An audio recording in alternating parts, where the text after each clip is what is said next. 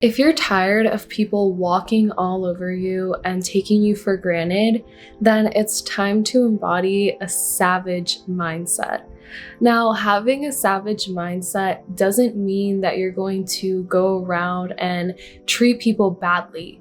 It simply means that you're no longer going to be available for people who want to take advantage of you and use you and drain you of your energy. You're no longer going to hold space for people continuing to disrespect you. In this video, I'm going to give you 3 tips that you can use to start to embody that savage mindset now. Tip number 1 is to let go of the things that are no longer serving you. This includes people that are draining you or people that are bad role models for you, people that you don't necessarily want anything that they have. They're almost like holding you back from your full potential. This can also mean habits that you have that are making you feel unhealthy or taking away your energy from being able to do things that you normally would want to do. This could even be your career. Maybe you're working in a career that is not aligned with you and it's draining your energy.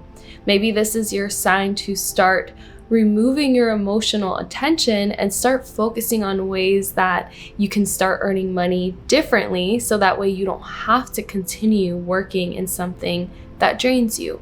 So this doesn't mean that you have to make any extreme decisions and like quit your job and throw away every opportunity you have. It simply means that you need to start putting attention to the things that are no longer serving you, and you need to come up with a plan on how you're going to change these things. What is the timeline that you're thinking? What exactly are you going to do? Because it's so easy to get stuck in the mindset of, one day I'll change, or one day this won't be a problem. You can't get stuck in that mindset because that day will never come.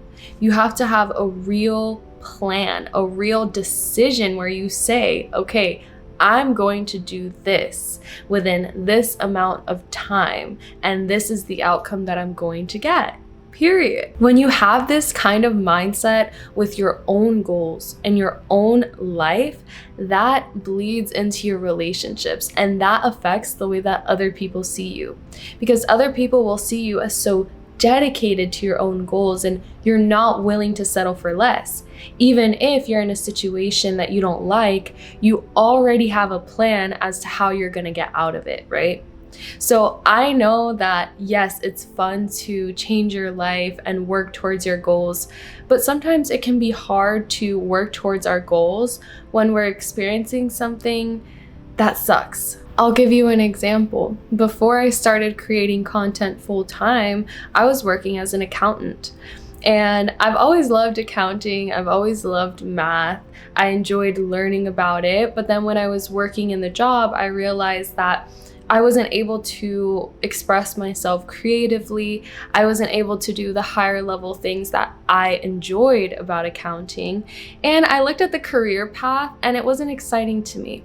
I knew exactly what my life would look like within 1 year, within 2 years, within 5 years, within 10 years. I knew the exact career path of how it would go if I stayed in that journey of accounting. And I realized that I had to make a decision now, because if I keep waiting for the perfect moment to do something I actually enjoy, it's not going to get handed to me.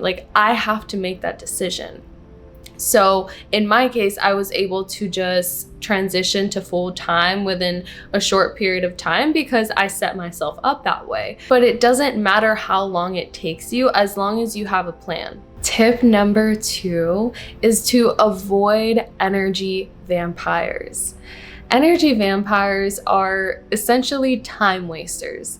They come into your life, they have a void within themselves, and so they're going to try to drain you for attention, for resources, for energy, for your emotions, whatever it is that they're trying to fill within themselves, they're going to try to take it from you.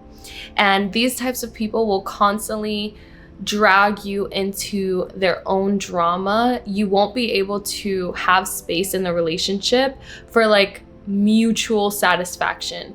You will always feel like you're having to give them attention, give them energy, give them help, give them advice. And it never seems like they're able to be available for you, to give you advice or to be a support system for you. This is what I like to call people that want you to work for free, essentially. Because when I first started creating content, I would notice that certain people would reach out and essentially pretend to be my friend, but you could tell after some time that they watch my content and they basically just want free advice. So that is a classic example of someone who has poor intentions for you. They're not coming to you from a place of actually wanting to be in a relationship as equals. They want to come to you from a place of them feeling empty in some way and them seeing that you have that thing. And so they're gonna come to your life because they see that you have something about you that they want. So again, these types of relationships are only going to hold you back, and they're going to constantly put you in a position where you have to compromise on your own values, on your own schedule, on your own health, on your own preferences. You're always going to have to be accommodating this person. That is the complete opposite of embodying a savage mindset. So you definitely want to avoid these kinds of people. Tip number 3 for staying in your savage mindset is to check in with yourself often. As we go throughout our day, it's easy to get caught up in the moment and get caught up in our emotions and forget all the progress we've made. So it'll be easy for us to have a situation happen and then we fall back into our old ways, into our people-pleasing ways, and that's the opposite of what you want. So in order to avoid this, all you have to do is consistently check in with yourself. You want to consistently ask yourself, is this aligned with me? Do I actually want to do this? Why am I doing this? Is it because I want to do it? Or is it because I don't want to let someone else down? Or is it because I feel like I have to do this? It's understandable that every person has certain obligations that they have to do, even if they don't love doing it. That's totally normal.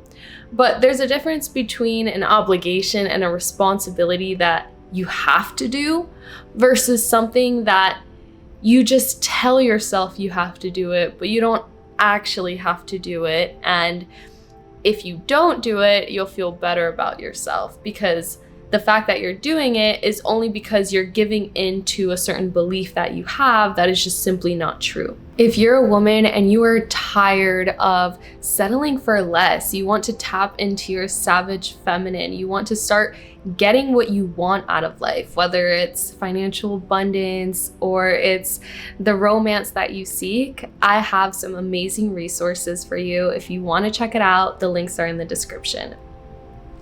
I love you. I hope you enjoyed this video, and I'll see you in the next one. Bye. Mwah.